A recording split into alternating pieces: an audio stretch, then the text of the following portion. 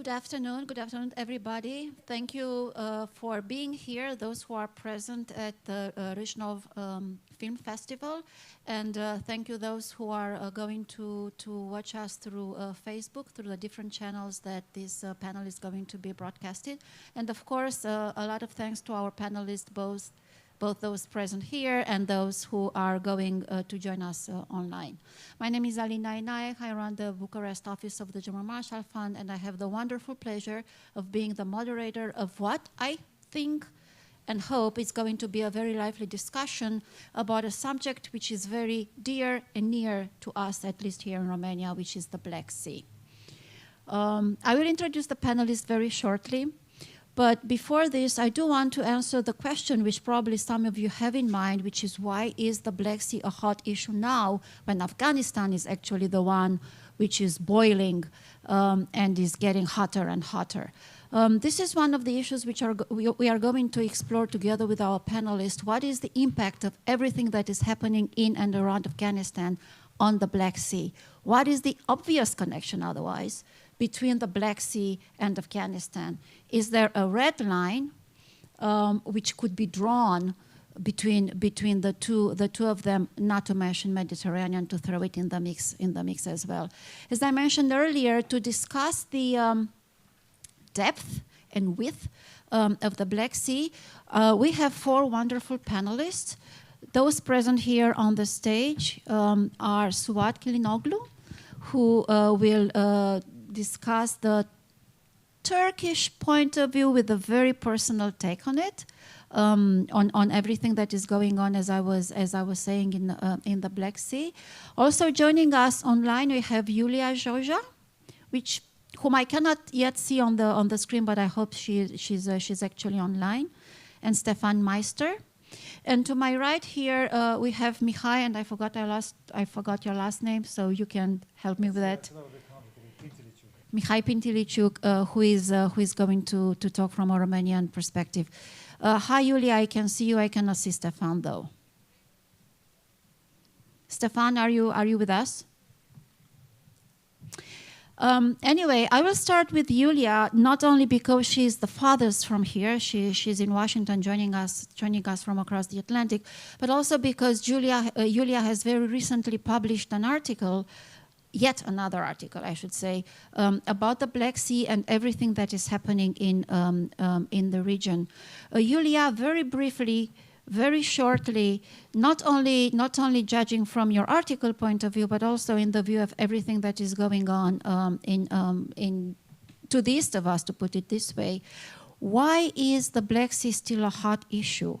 Why is the Black Sea still important? And why do you think it's still boiling?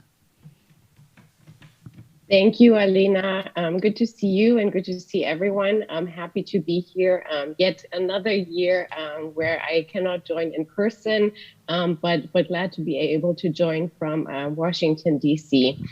Can you hear me all right? All right.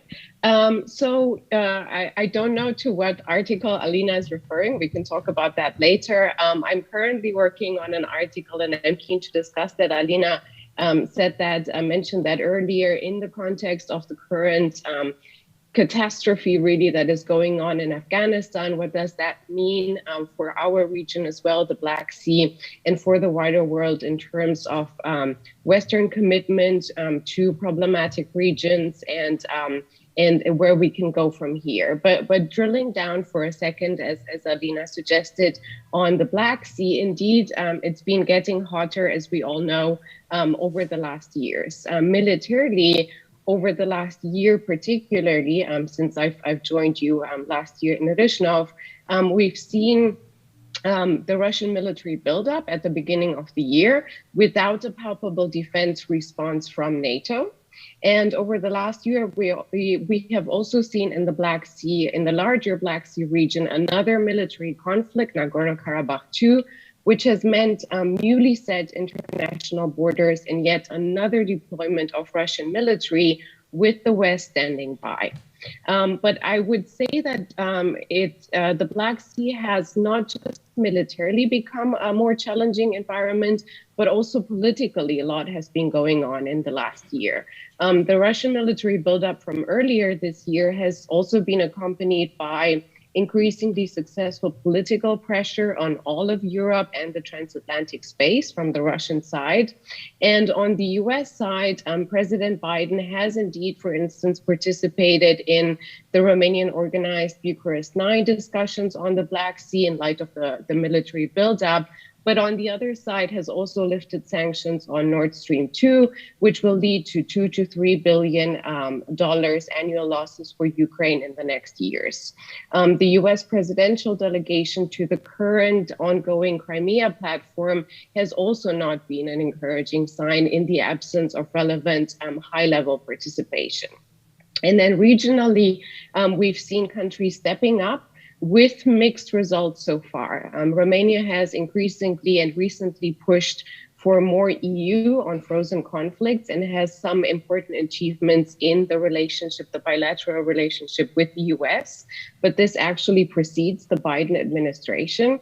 And then if we look at Ukraine, maybe the most important and most problematic player in terms of the security dimension, Ukraine has signed important military deals with Turkey and the UK over the last year. But and has launched the Crimea platform, which has been a political achievement, but with limited results so far. If we look at the composition and the outputs out of there. Ukraine has also started, you'll see that probably in the next few days, an initial willingness initial willingness to consider NATO membership without the lost territories, though that will likely not affect NATO members' willingness to support its integration in the next few months at least. And then finally, politically, we've seen the first shape of a Moldova, Ukraine, Georgia alliance, or rather cooperation format to speed EU integration. I would say that's an important landmark as well. And so with this bag of mixed results following increased heat by Russia in the region and beyond, we can expect in the next year or years more happening on the ground. So basically, just as before, it comes down to the same questions with which I want to wrap up. And that is, how much is the United States willing and wanting to get involved in future Black Sea conflict and security? And in the absence of the US or a retreat of the US in terms of capabilities as a possibility in the next few years, what are the options that regional countries that feel threatened by Russia have in adding Western security to the region, containing Russia and stabilizing the region? So in the end, the same question as we've been dealing with for the last few years, is the Black Sea becoming a Russian lake? Thank you. Thank you very much, Julia. I think the picture looks a little even more complicated, and your question about is US withdrawing, retreated, or not paying enough attention to the Black Sea is even more relevant now when, as I was saying earlier, the conflict of the day is Afghanistan, and a lot of effort and a lot of attention is being paid to Afghanistan rather than the Black Sea. So I think the question is even more relevant, especially when you look at the fact that Russia is being once again being drawn at the table, at the discussion table, negotiation table, this time around Afghanistan. So the question is, how will this actually impact what can be done, what should be done in the Black Sea? If we have Stefan Meister online, I'd like to address this question to him. Stefan, you worked around the Black Sea quite extensively. You recently returned from your posting in Southern Caucasus. If you are online, how do you think that Russia being yet again involved in negotiations, this time around Afghanistan, is going to impact what's going to happen in the Black Sea or around the Black Sea? And if Stefan is not online and he cannot pick up on this answer, I will turn then to Suat and see if you can answer answer this question. Okay. So shall I answer or who reacts now? I just thought you asked me, Alina. Hey, yeah, we cannot see you. That's why I wasn't sure if you're online. Hi, we can see you now. So I'm here, I'm listening to everything, but maybe you could not see me. So I'm, good. I'm happy to answer the question. Welcome, go ahead.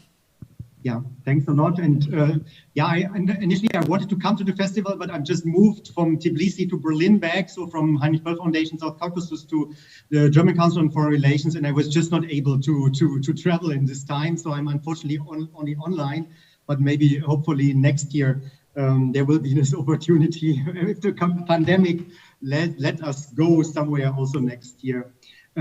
Just shortly, you asked initially why it is still important. I think it's getting even more important. The Black Sea region, it gets more attention and a lot of things happening. And I think it was just described by Julia in the Black Sea region, because it's just a central region for me, a key region in between very other different countries and regions. And I think, unfortunately, neither the EU nor the US are at the moment engaged enough in this region, while other players understand the strategic importance of the Black Sea region or the wider Black Sea region much better. Yeah, I think that's a problem. So just a couple of points. I have like 3-4 minutes. I put this together. So for me, it's the Black Sea Caspian region, I think, which has played a secondary role in the strategic debates of the EU. And I think it had for too long lost importance for NATO.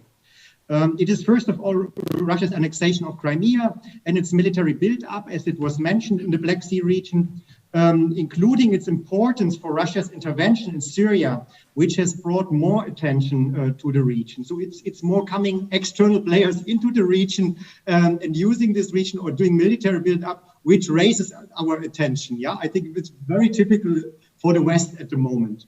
From a Russian perspective, the greater Black Sea region is a springboard for projecting power and influence in the Mediterranean, the Middle East, North Africa, and Southern Europe. From this perspective, the Black Sea is the geopolitical center, an access point to key countries and areas with security challenges like Syria, Iran, Iraq, and Libya, and to significant energy resources in the Middle East, Caspian region, and North Africa. The EU with its focus, so I have a strong EU focus, yeah, the EU with its focus on trade, economic development and commodity transit was not sufficient to make Brussels a key actor in the Black Sea region. So even Bulgaria's and Romania's accession to the EU has brought more but not comprehensive interest into the region. Like in the Caspian Sea, and this brings me to your question, Russia aims to keep out or push out the West and challenging Turkey as the key NATO member in the region. So the interest of becoming a Russian sea, yeah, so a Russia-dominated sea, I think that's definitely visible. And I think Russia did this already very successful in the Caspian region a couple of years ago. Especially the link to Georgia and the South Caucasus needs more attention from NATO and the EU. I also want to bring in the, Georgia and the South Caucasus being based in Tbilisi for the last 2 years. And as it was said, the Second Karabakh War between Armenia and Azerbaijan has changed the rules of the game in the wider region and is again underestimated in its importance by the EU. So we have really geopolitical shifts here. We have new presidents here, and we see inactive West, you can say. So as well as EU, as its member states, as the US, are not active enough in this. And not only that, Turkey is increasing its impact in the South Caucasus with its support for Azerbaijan, as we could see it also in the Second Karabakh War. And we see it also in Ukraine now, yeah? I think it was already mentioned. Finally, Russia managed to bring its peacekeeping troops on Azerbaijani soil, and after having military presence in Georgia and Armenia, this is now the final country where they have also military presence. So I think this is changing the rules of the game. And furthermore, the OSCE Minsk group, and with this the US and France have played no role in the negotiation of the ceasefire agreement. So again, this is in Russia's or in Moscow's interest to push the West out from post-Soviet conflict zones. And I think the inactivity makes it even more easy for Moscow to gain more influence, or to at least keep its influence in the region.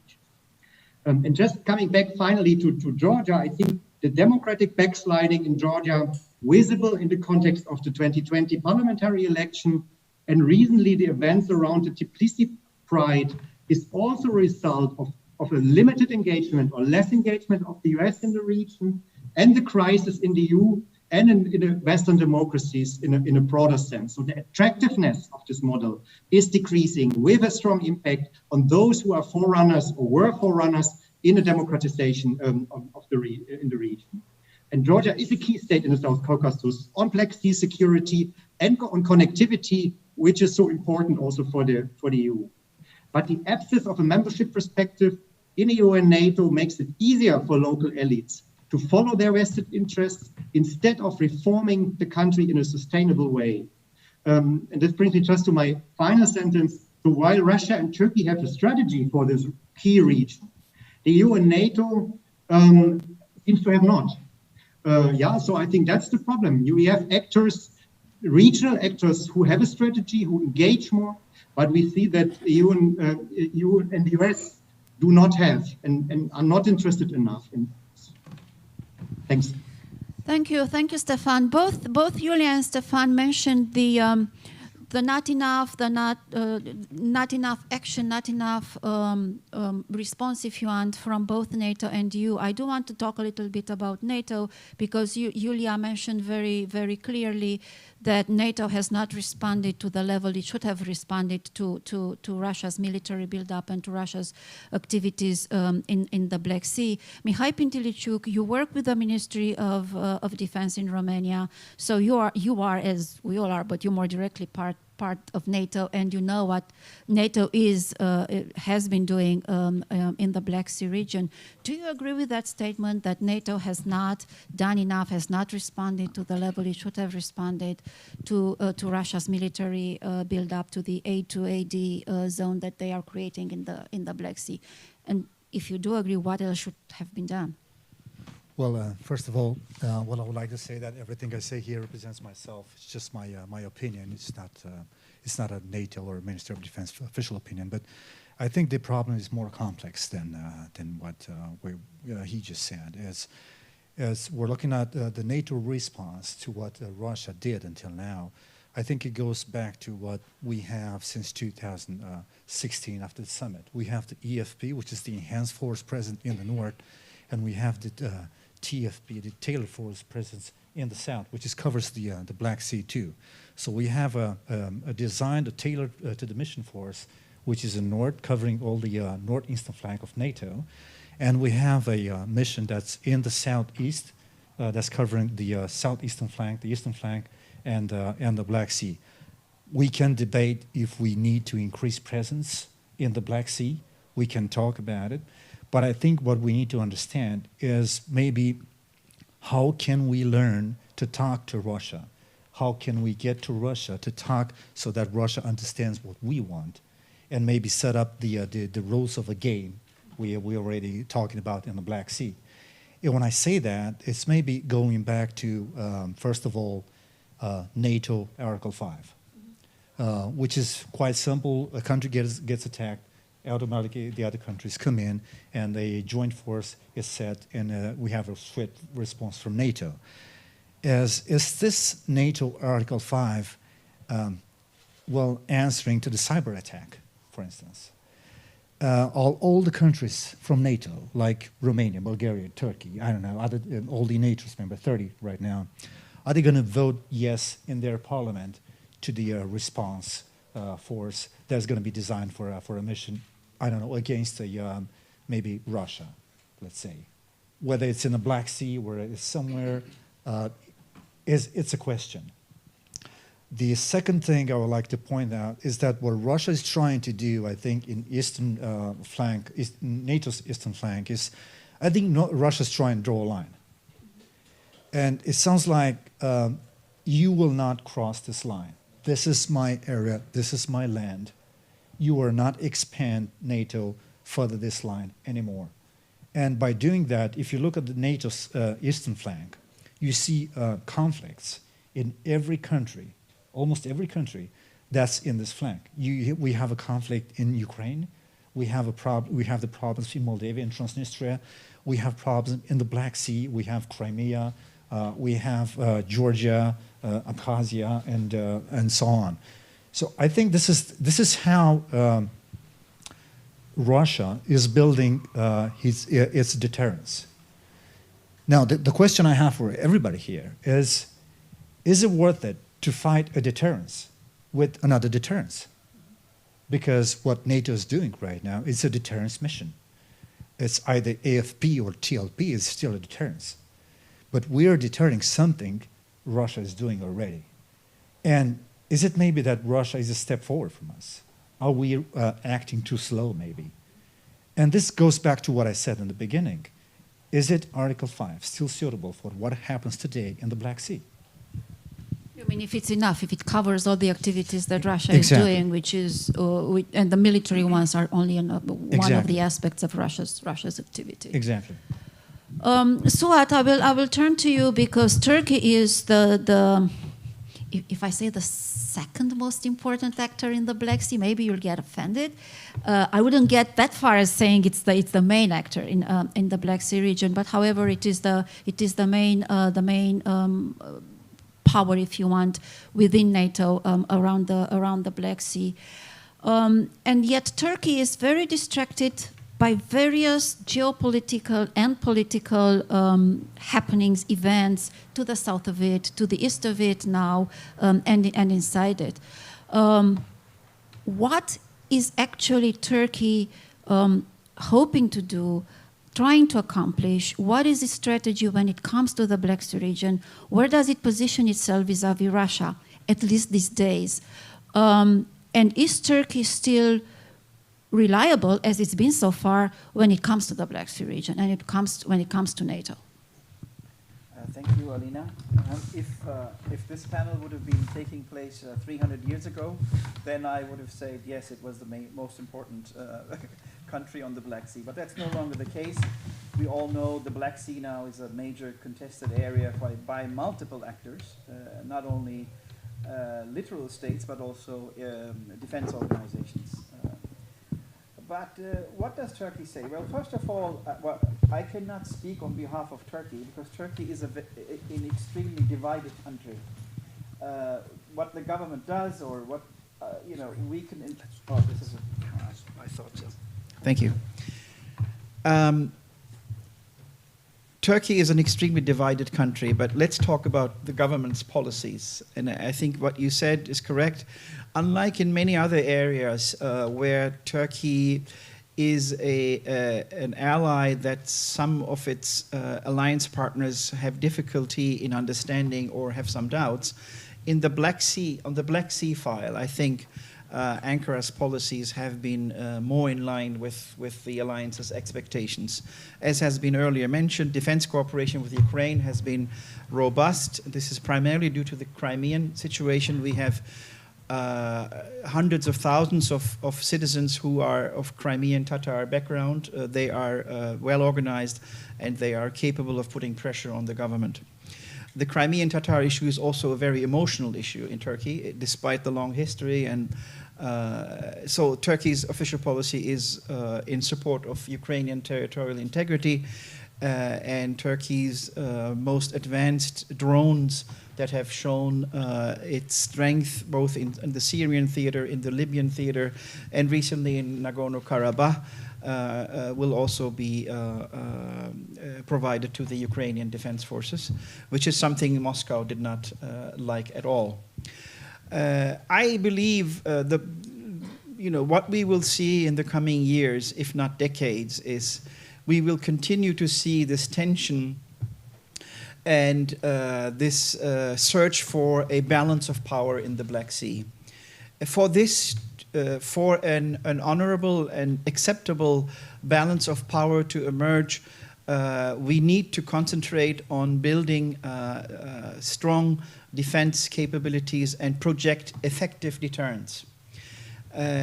This is increasing. This is becoming increasingly more difficult with what we see in the United States internally developing, and also its ramifications in war theaters such as Syria, Iraq, and now in Afghanistan playing out. Yes, it was an agreement between the Taliban signed by President Trump, but Biden and the whole execution, it's been a huge fiasco in the perception of how much commitment the United States still has to conflict areas beyond its immediate neighborhood. Now, if we read American military senior officials, such as the article that was shared prior to this panel, one could see a serious, robust preparedness and strategic thinking. But I think there is a strong disconnect between the American military establishment and the politics of the country that weakens the alliance, and also is in the calculation for countries like Turkey, Romania, Bulgaria, and others who are officially allied with the United States. We Turks see it in the Syrian theater, where the withdrawal of the Obama administration from Syria ended up with a large Russian presence in the Syrian theater. And now we have to deal with Russia not only from the north, but we also deal with the Russians in the south, who is supporting the Syrian regime, which is something Ankara is not happy about. What I am trying to say is, obviously, Turkey's geostrategic significance, not only in the Black Sea, but the Eastern Mediterranean, the Aegean, etc., is important. But while all of this sort of macro strategic things are happening, Turkey is also an extremely divided country internally, where there is huge discrepancy. And despite 20 years of rule by President Erdogan, half of the country, if not more, is strongly against the politics. So it's also not a very stable situation. And also, for Turkey, Russia is an historic enemy. I mean, we fought them more than a dozen times, and most of those wars ended up with serious territorial losses for the Ottoman Empire. So while there is a lot of cooperation on the personal level between President Erdogan and Putin, institutionally, say the Ministry of Foreign Affairs, the Defense Establishment, is extremely still doubtful about Russian objectives in general, and also in the Black Sea. The re-annexation of Crimea in 2014 has changed the whole calculus for the Turkish defense establishment in the Black Sea, and has pushed Turkey to move its Black Sea policies more towards NATO, more penetration of United States and NATO forces in the Black Sea. I believe authoritarian regimes like Putin's regime in Russia only understand the voice and strength of power. Unfortunately, diplomacy, public relations, fine-tuned languages do not work. We are, I think, in a new era where the territorial integrity of states is no longer as sacred and inviolable as it used to be. The Donbass, Eastern Ukraine, Crimea, already Abkhazia in the past, 2008, Georgia. So we need to understand that we are entering a new stage. We are already in this new stage. And what is lacking is that both on the European side, especially on the European side, there is this comfort and this, this fallacy that they believe they can sustain the welfare order in Europe without spending adequately on defense and taking the Russian threat seriously. Thank you very much, Suat. I will, in a second, come back to a second round of questions, trying to push a little bit more on some more difficult issues. But before that, Mihai has a two-finger to Suat. Got a kind of quick question. So if we're looking at Turkey, is it, in your opinion, Turkey's national strategy trying to aim at that point where Turkey is going to be a very important player in the Black Sea, in the Mediterranean, in the southeastern Europe, and to become a sort of referee between Russia and NATO? Do you think that? I wouldn't put it that way. I mean, when this government started out, it had this zero problems with neighbors policy. We ended up with zero neighbors without any problems. So unfortunately, the theory was good. Execution turned radically afterwards. But that said, it is not without question that Turkey, especially this government in Ankara, has special relations with the Kremlin. And as we've seen in the Syrian war theater a year ago, where 36 Turkish soldiers were killed by a Russian/Syrian airstrike, where many people, including myself, thought this is it, there's going to be a major fallout between the two capitals, they managed to fix things. So while Turkey is officially a NATO member, Turkey has the capability, and there are also strong interdependencies built in the Turkish-Russian relationship on energy, trade, tourism, etc., that may allow Ankara to be able to speak to the Russians in a fashion where the Russians have to listen. But this is not something we can rely on solely. First, the Russians need to see that there is strong determination and capacity, military capacity to counter surface security in the Black Sea, and also Air Force intelligence, cyber security from the Baltics up to the Turkish border. Thank you. I do want to come back to something that Mihai said earlier, which is what Kremlin's position when it comes to this region is, what actually Putin's red line when it comes to this region is, which is no further NATO advancement to the east. And we've spoken so far extensively about the military build-up, about the military operations, about security in the military, from its military perspective, if you want. But there is a lot of political activity in the region, because the red line that I was talking about that Putin has, it can also be accomplished, and it is also being accomplished politically. So it's not only military activity that we are talking about. And at the end of the day, there is a battle for the hearts and minds of people in Ukraine, people in Moldova, people in Georgia, people all around the Black Sea, if you want. With everything that's happening, has happened, is still happening in Afghanistan, and with the loss of credibility of NATO and indeed the West as a result of what's happening in Afghanistan. Do you think we have a harder battle to fight in and around the Black Sea because of this? Are we losing, by we, I mean the West, the alliance and the West in general, are we losing credibility, hence we are risking losing the war, which is not hot enough yet, in the Black Sea? Iulia? I'm sorry, I have trouble understanding you. Could you repeat the question? Because I didn't hear all the details. All right, that was a long introduction to the question. I'll sum it up in 2 sentences. Because of the loss of credibility that we are witnessing, because of everything that's happening in Afghanistan, are we facing a harder battle against Russia in the Black Sea for the hearts and minds of the people around the Black Sea? Yeah, that's a great question. Thank you, Alina. I thought I heard that, but I wasn't sure. So I think there's no clear answer to that. I think on one side, I would say that the Black Sea specifically, one of its specificities is that overall, when we look at countries that have not joined EU and NATO yet, and what you were suggesting, hearts and minds, that is an easy battle, if there is any battle in the region for the West.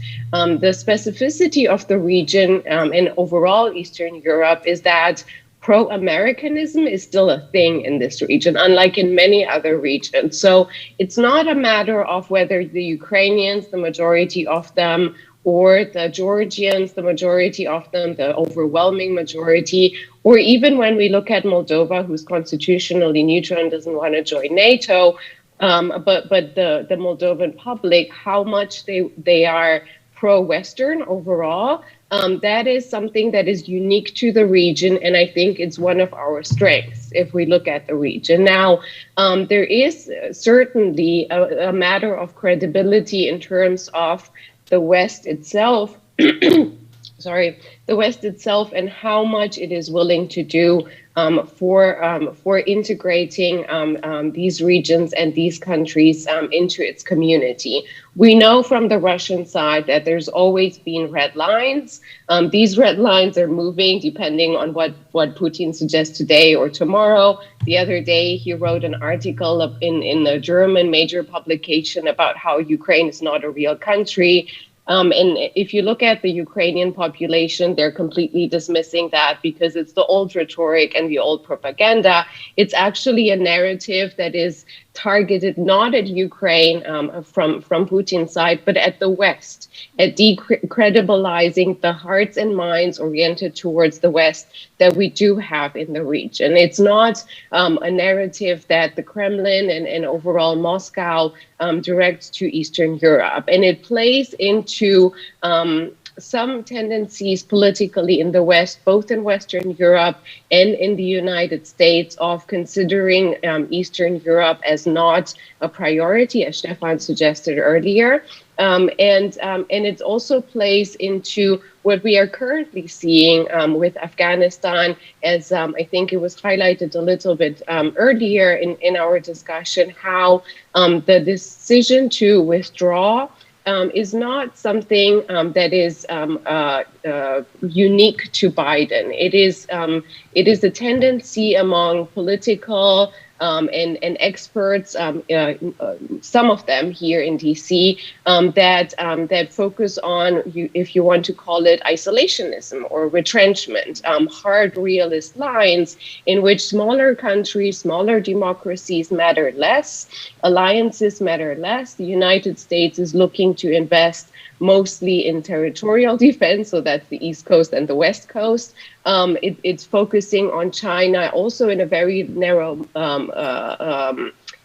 perspective, but overall we see a narrowness in the foreign policy that is a continuation. It actually started with Obama. It has been continued with a different rhetoric by President Trump, and now is continued with what is going on in Afghanistan by President Biden. So it is safe to say that under a Biden administration, whether we like it or not, the US is still the leader of the Western world, especially when it comes to Eastern Europe and the commitment that it has and the investment that it has. If we are to compare Western European military investments in the region versus the United States, it's an overwhelming difference that really is not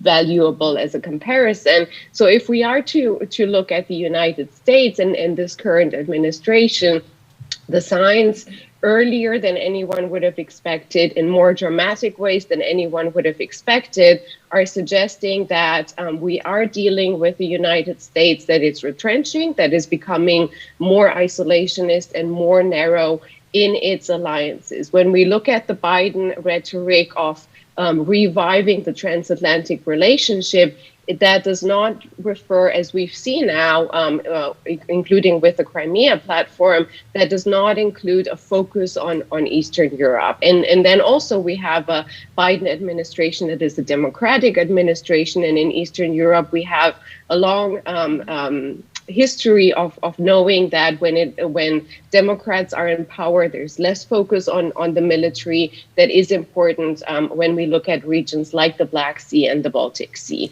And then on the European side, and with this I will wrap up, we see a similar tendency. We see a similar tendency now with Merkel leaving, who was kind of a middle ground between Julia, if you can hear me, I would like to stop you here because we do not have European leadership on these spaces neither.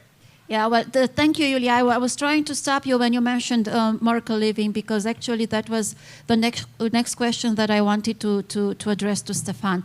But if there are any questions in the room, this would be my last question to the speakers. So if you want to ask a question, I think there is a microphone, at least one microphone going around, and somebody should should give a microphone to those who are raising their hands. So Stefan, this was actually going to be my question to you, because you mentioned how the EU is not doing enough or should be doing more, to put it this way, when it comes to the region. But then in order to do this, it should have some cohesion, at least when it comes to what should happen to their politics vis-à-vis the countries around the Black Sea region, not to mention Russia, which would be the most difficult thing to achieve. With the elections coming up in your country, how are these elections, the result of the elections, the projections, you think going to impact what the EU is doing or should be doing in the region? Okay, can you see me again? I'm not so sure when you are seeing me. Yeah, we can not. both see you and Okay, hear now you can see me, great.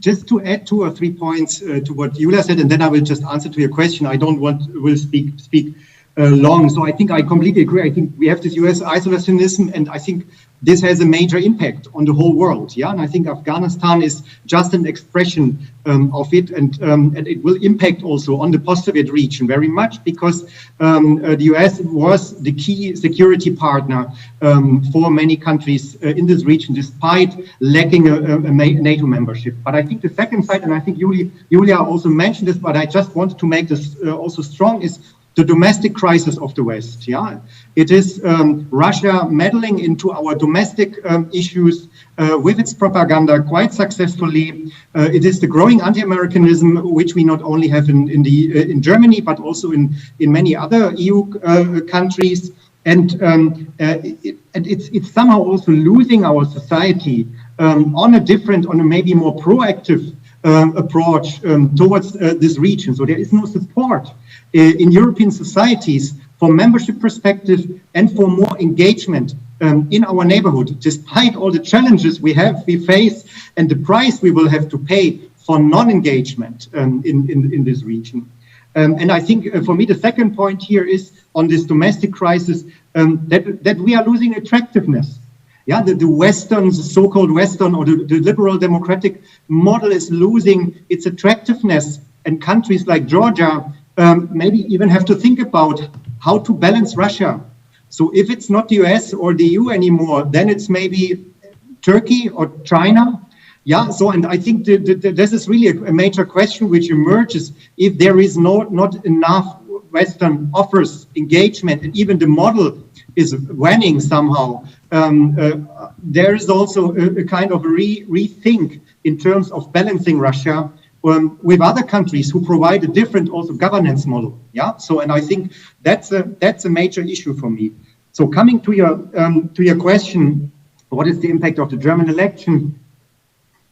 Yes, Germany should be leader in Europe. Yeah, it should lead somehow Europe also in its neighborhood, but it's not doing this.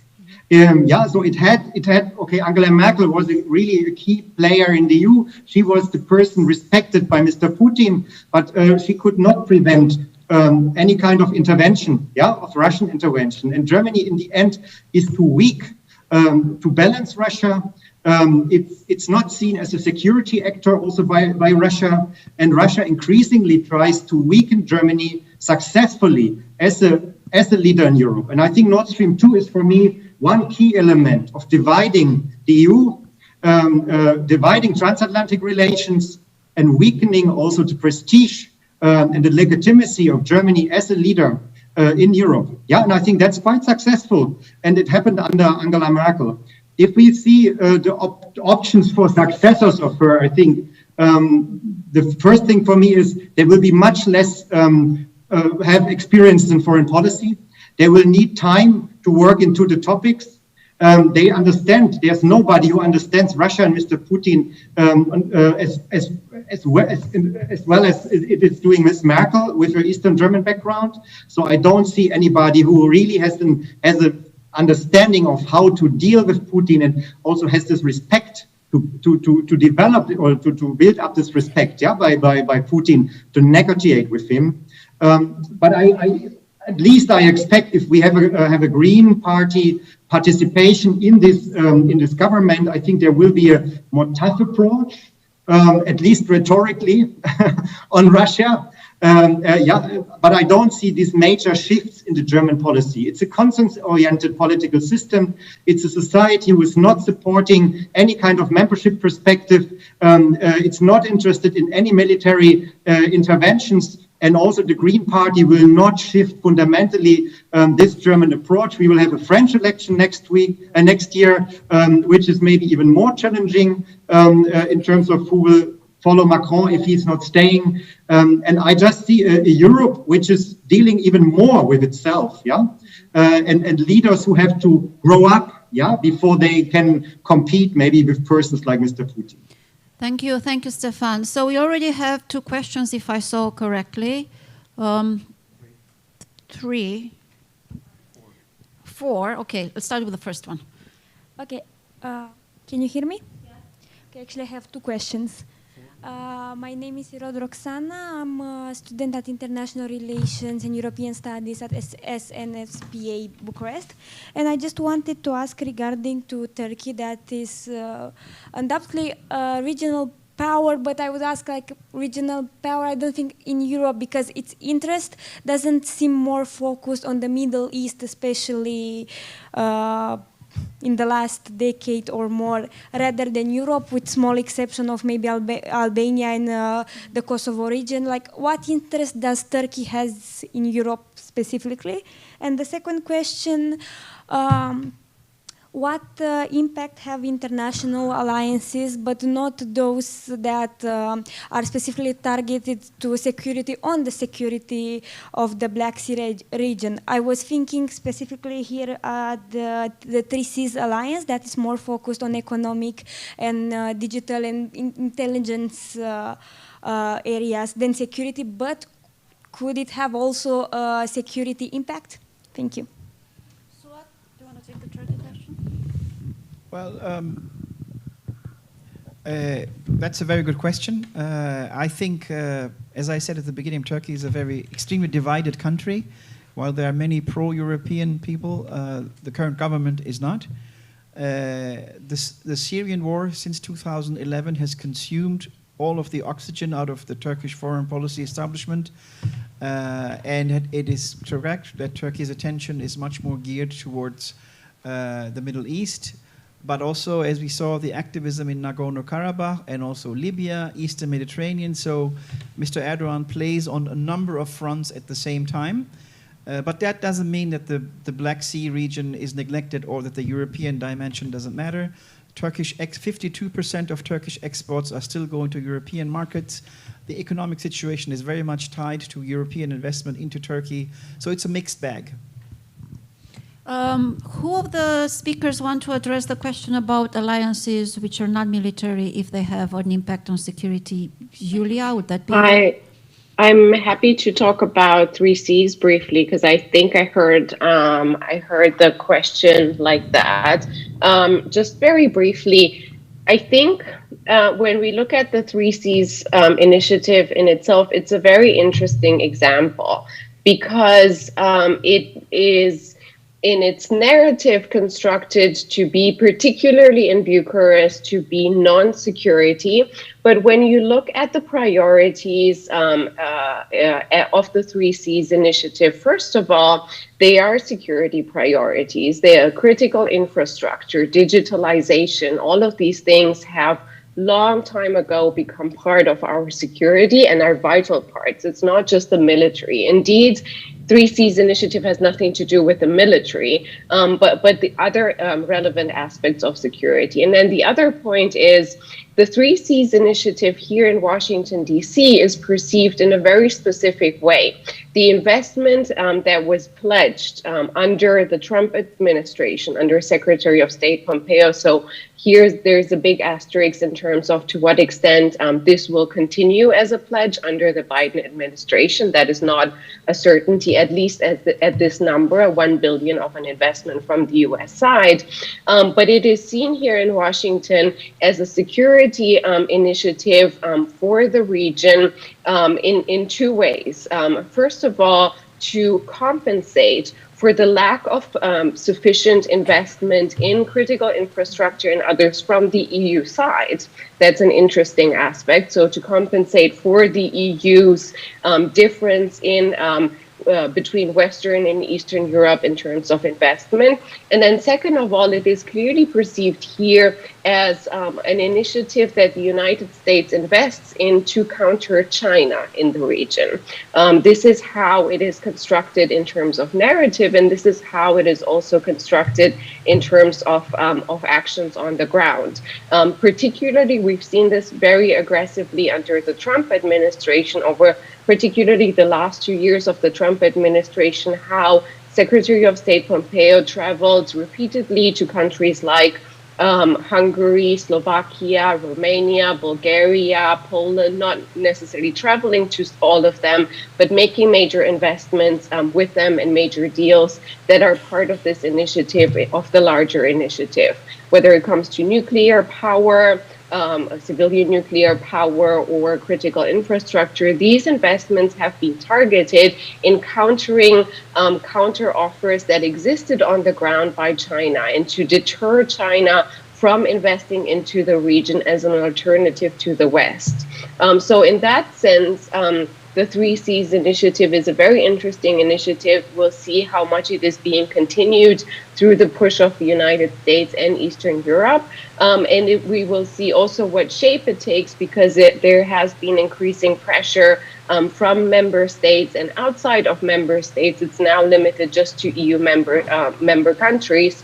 To what extent there is an envisioning of initiatives that can involve other states in the region that are not part of the EU, so particularly Ukraine, Moldova, and Georgia. Thank you, Iulia, for a very comprehensive answer. Let's move on to the next question, which I think was 2 rows in front of the first one.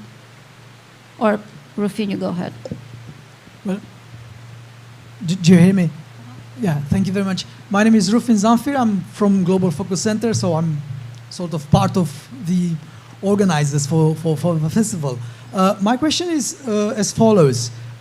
Starting with 2014, we've seen a lot of Russian building up on their hybrid presence in the Black Sea region. We've seen that with the Little Green Men, and then what happened a couple of years ago with the Azov Sea, and so on and so forth. And having in mind the limitations of the Article 5, my question is, are we prepared for tackling this sort of under the radar Russian presence within the Black Sea security? Mihai, you mentioned this first, so I'll turn to you. Yes, I did, and it was a real thunder when you pronounced Article 5. It was a thunder outside, which is okay. It's just a coincidence, I think. But the rainbow will follow. I don't know. We'll see that. But yes, well, in any conversation we're gonna have about what Russia is doing in the East, we need to talk about hybrid warfare. This is not something new that's happening in Eastern Europe, and that's been happening for quite some years. But if Article 5 is able to respond to a hybrid warfare, that's a question which is hard to answer. But I'll look to give you some guidance in that, maybe to get some further research in that. And one thing we might look at is the way Russia deals in the hybrid warfare. How does Russia conduct hybrid warfare? And I would say 2 simple things. Russia prefers to act and then to negotiate, whereas NATO prefers to negotiate first. And that's a simple answer, because NATO has to see what Russia is doing in the area and then react with perhaps sanctions, first of all. Maybe choose the diplomacy way, maybe choose deterrence, as we have the EFP and TFP. These are the kind of ways that we need to talk about. That would be the first one. Another thing we might think about Russia when we talk about hybrid warfare is whether we understand or not the Russian mindset. what is the real Russian mindset in Eastern Europe? Because, as I said previously, perhaps as a whole organization, as a whole society, NATO maybe needs to rethink the way we talk to Russia. Maybe we need to use Merkel or Turkey, which are very good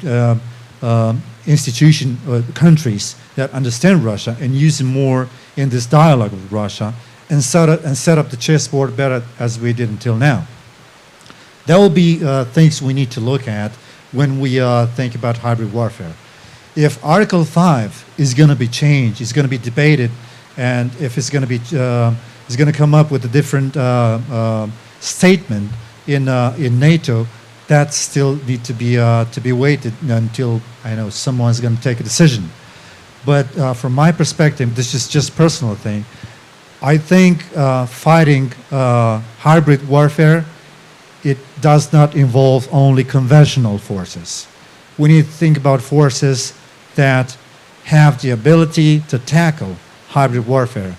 And I remember a podcast a couple of weeks ago from the General Staff of U.S. Army, who said at this point we're looking at fighting competition. What's happening in the East is competition for power, influence. How does NATO understand this new strategy? We have a strategic goal here that we need to tackle. How are we going to define competition in Eastern Europe? That's a question that needs to go to Brussels. Suat, do you want to answer this as well? Well, I actually wanted to say something on... Sorry to interrupt. Can you hear me?